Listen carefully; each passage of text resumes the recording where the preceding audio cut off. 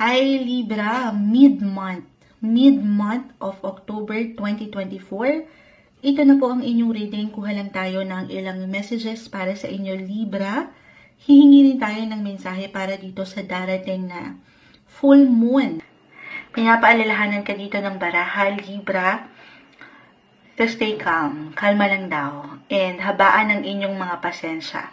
Stay positive. Minsan wala tayong higit na kalaban kundi kung paano tayo daw mag-isip.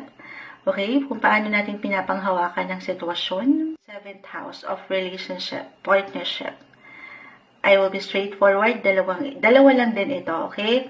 Depende na sa kinatatayuan nyo or tinatakbo ng inyong relasyon.